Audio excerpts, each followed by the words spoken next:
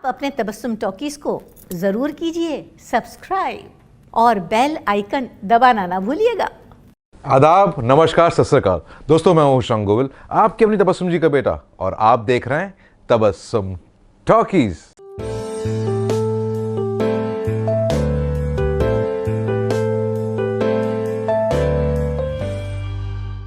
क्यों? क्या तुमने तो वादा किया था कि एग्जाम्स के टाइम में डिस्टर्ब नहीं करोगे। अच्छा, मैं तो तुम्हारी सूरत देख के डिस्टर्ब हो जाती हूँ। कितना डिफिकल्टी से पढ़ाई की तरफ ध्यान लगाया था, अब क्या पढ़ सकूंगी।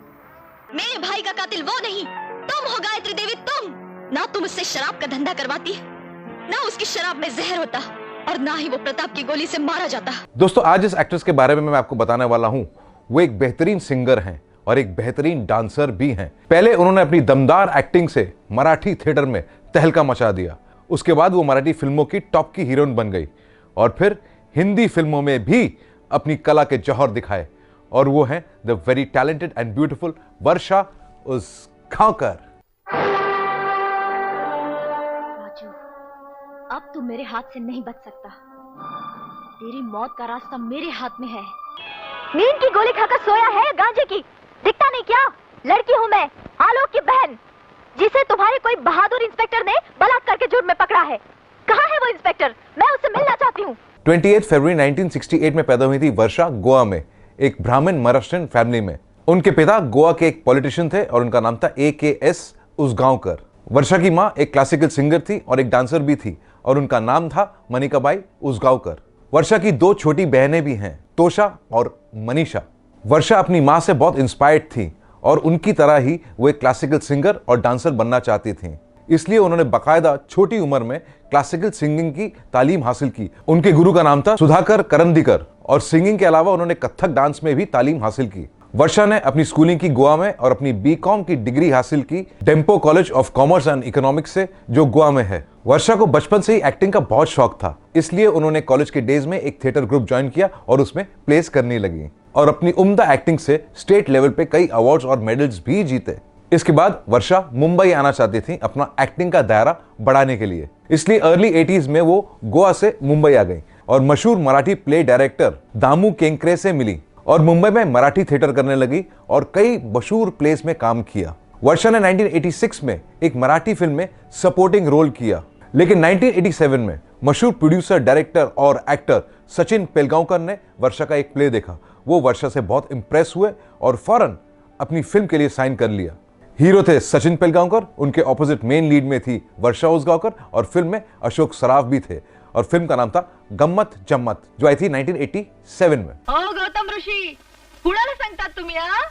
माझी मी स्वतंत्र आहे, तुझ्या पसंतीचा सवाल नाही इकडे, आणि नशीब समज मी परत आलेच नसते तर काय केलं असतं तुम्ही? यह फिल्म सुपर डुपर हिट हो गई और वर्षा को महाराष्ट्र स्टेट की तरफ से बेस्ट एक्ट्रेस का अवार्ड भी मिला। इसके बाद वर्षा ओवरनाइट मराठी फिल्मों की स्टार बन गई और कई मराठी फिल्मों में काम किया। इसी बीच उन्हें एपिक सीरियल महाभारत में एक अहम रोल मिला, अभिमन्यु की पत्नी उत्तरा का रोल, जो वर्षा ने बखूबी निभाया। तुम्हारे वाक्य भी तुम्हारे बाणों की ही भांति अचूक हैं। तुम्हें युद्ध कला के कितने व्यू आते हैं? बस एक व्यू को छोड़ दो तो सारे व्यू। और एक व्यू को छोड़ो क्यों आर्यपुत्र? Mahabharat super duper hit serial था, और इसके बाद वर्षा ने कुछ और सीरियल्स में काम किया, बड़े बड़े सीरियल्स में, जैसे चंद्रकांता, झांसी की रानी, घर जमाई, विष्णु पुराण और भी कई और। सीरियल के साथ साथ उन्होंने मराठी फिल्मों में काम जारी रखा, और अब वर्षा को इंतजार था एक कमर्शियल हिंदी फिल्म का। उनका ये इंतजार खत्म हुआ 1990 में, जब उन्हें एक हिंदी फिल्म में सपोर्टिंग रोल मिला। फिल्म का नाम था दूध का कर्ज, हीरो थे जैकी श्रॉफ और हीरोइन थी नीलम। रात में शेरनी का कान में झुमका पहन कर आई थी। झूठे कपटी, ये तेरे कपड़े में कैसे आया? जल्दी बता, नहीं तो मार डालूंगी। किसका है ये? कौन था तेरे साथ? बोल लुच्चे बोल, नहीं तो मैं तेरा खून पी जाऊंगी। बता, रात भर किसके साथ था तू? ये फिल्म ज्यादा नहीं चली, लेकिन इस फिल्म से वर्षा को कुछ और फिल्में मिल गई। 1991 में उनकी दो फिल्में आई, हफ्ताबंद और साथी, और साथी में उनके ऑपोजिट थे दो हीरो, आदित्य पंचोली और मशहूर पाकिस्तानी क्रिकेटर मोहसिन खान। अब क्या चाहिए? क्या अब भी कोई दुख देना बाकी है?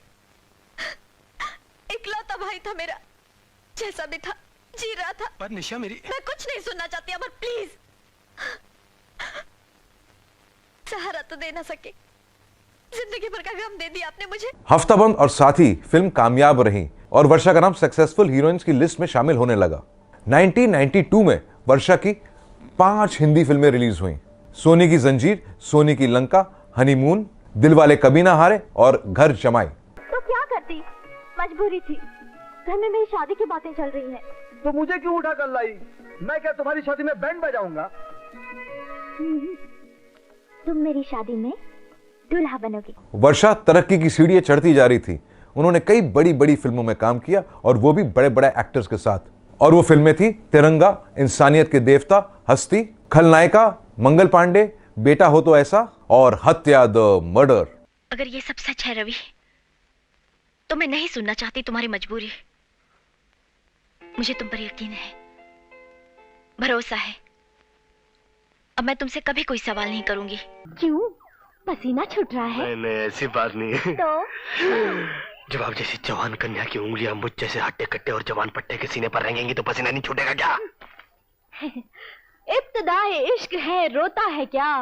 आगे आगे देखिए होता है क्या? वर्षा एक बहुत ही डेडिकेटेड एक्ट्रेस है।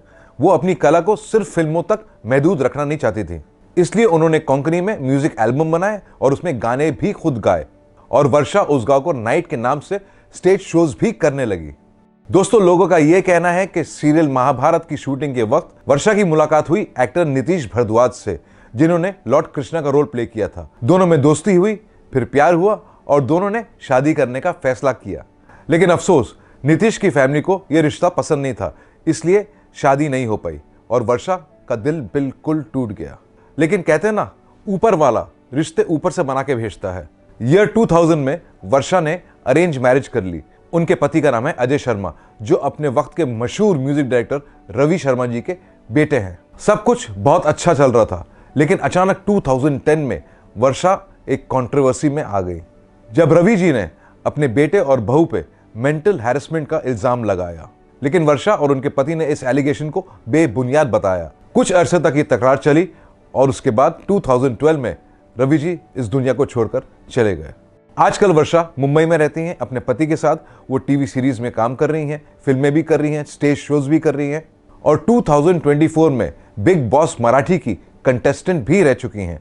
वर्षा कहती है कि एक्टिंग मेरा पैशन है और मैं हमेशा अपने पैशन को फॉलो करती रहूंगी। तो दोस्तों, ऐसी बातें भी मैं आपके साथ शेयर करता रहूंगा। आप बस देखते रहिए तबस्सुम टॉकीज, करते रहिए लाइक, शेयर और सब्सक्राइब।